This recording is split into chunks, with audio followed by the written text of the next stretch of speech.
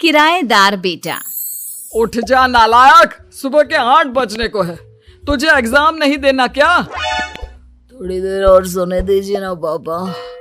तू उठता या फिर मैं तेरे ऊपर पानी फेंकूं? रोज गधों की तरह सोता रहता है, पेपर की कोई टेंशन ही नहीं है। और एक हमारा समय था जब हम पेपर में फेल होने के डर से रात भर पढ़ा करते थे, सो ही नहीं पाते थे। तो क्या अब आप उसका बदला मुझसे लेंगे? मैं 15 मिनट बाद उठ जाऊंगा, आप प्लीज जाइए, मुझे डिस्टर्ब मत कीजिए। इतना कहकर रौनक रजाई ढककर फिर से सो जाता है। तू ऐसा नहीं मानेगा, रुक मैं अभी पानी लेकर आता हूं। बस फिर क्या था, इतना कहकर वो भागते हुए बाथरूम में जाते हैं और पानी की एक बड़ी सी बाल्टी लाकर रौनक के ऊपर फेंक देते हैं। पानी पड़ते ही रौनक झट से उठ जाता है। ये आपने क्या किया पापा? अब तो उठेगा नहीं तो यही करना पड़ेगा ना। वैसे थैंक्स डैड, आपके कारण ना अब मुझे नहाने की भी जरूरत नहीं पड़ेगी। चलिए अब आप माँ से बोलकर मेरे कपड़े निकलवा दीजिए, तब तक मैं ब्रश कर लेता हूँ।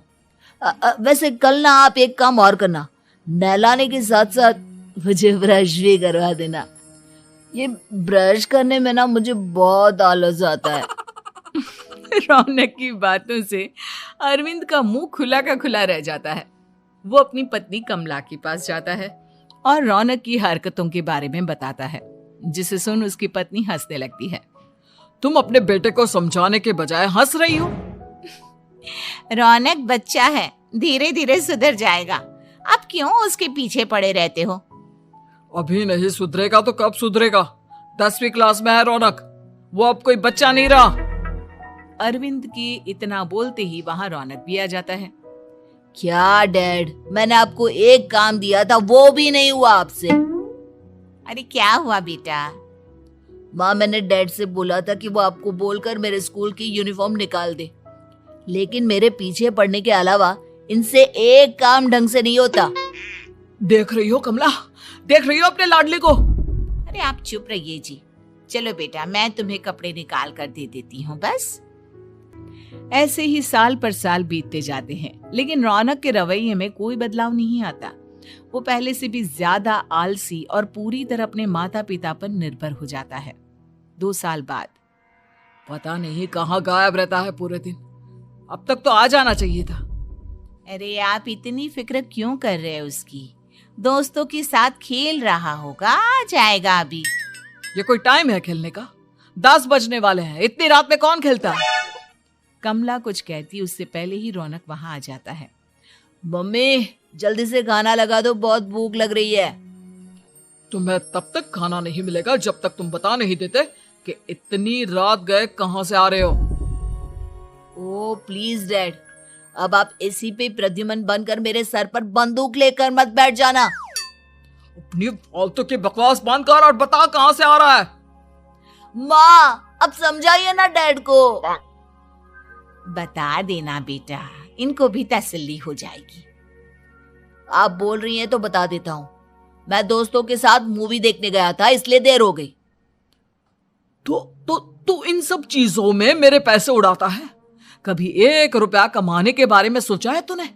जब देखो हवा की तरह पैसे उड़ाता रहता है। माँ अब आप इन्हें चुप करा दीजिए, वरना ना मुझे गुस्सा आ जाएगा। अच्छा क्या कर लेगा? बता ना क्या कर लेगा तू? वैसे बात तो ठीक ही है, मैं कर ही क्या सकता हूँ, पैसे तो फिर भी मैं आपसे ही मांगूंगा ना। चलिए अब ये सब बात छोड़िए और मम्मी मेरे लिए खाना लगा दीजिए। अभी लगा देती हूँ बेटा। मैं बता रहा हूँ कमला, एक दिन ये ऐसे ही बिगड़ जाएगा। उफ़ो, आप क्यों इतना पीछे पड़े रहते हो मेरे बच्चे के? बात की बाद में देखेंगे, अभी आप शांति से उसे खाना खाने देंगे। अगले दिन डैडी मुझे 10,000 रुपए चाहिए। हाँ? अब इतने पैसे क्यों चाहिए तुझे? डैड अब बिना सवाल किए कभी पैसे नहीं दे सकते क्या? जब तक तू बताएगा नहीं तुझे पैसे भी नहीं मिलेंगे। अरे अब आप अपने बेटे को पैसे भी नहीं दे सकते? नालायक, तेरी उम्र के लोग नौकरी करते हैं और एक तू है जो नौकरी करने का नाम ही नहीं लेता कभी। आप लोगों के होते हुए भला मैं नौकरी क्यों करूं? अरे हम कब तक पैसे देंगे तुझे? तुझे भी तो अपने पैरों पर खड़ा होना होगा ना। कौन सा उधार के पैरों पर खड़ा हूं? अपने ही तो पैरों पर खड़ा हूं मैं। इसी तरह रौनक दिन प्रतिदिन लापरवाह होता जाता है। उसकी लापरवाही को देखते हुए अरविंद और कमला अपने बेटे की शादी कराने का फैसला लेते हैं और 1 महीने के अंदर अंदर ही रौनक की शादी मेघा नाम की लड़की से करा देते हैं। शादी के कुछ दिन बाद, रौनक, मुझे एक अच्छी सी साड़ी चाहिए, आप ला दोगे ना? हाँ, क्यों नहीं। कितने तक की आती है साड़ी? यही करीब 5,000 तक की। तुम चिंता मत करो, मैं आज ही डैडी से पैसे मांगकर तुम्हारे लिए साड़ी ले आऊंगा। आप कब तक ऐसे ही अपने पापा से पैसे मांगते रहेंगी? कोई अच्छी सी नौकरी क्यों नहीं कर लेते आप? अरे डैड के होते हुए मुझे नौकरी करने की जरूरत ही क्या है? पर आप ऐसे कब तक उनसे पैसे मांगते रहेंगे? कुछ आपको अपने दम पर भी तो करना होगा ना। अब तुम भी बाकी लोगों की तरह मुझे ज्ञान देना शुरू मत कर देना। साड़ी चाहिए ना तुम्हें, मिल जाएगी बस। इतना कहकर रौनक अपने पिता से पैसे मांगने चला जाता है। डैडी, मुझे 5,000 रुपया चाहिए। अब 5,000 क्यों चाहिए तुझे? वो मेघा को साड़ी चाहिए थी।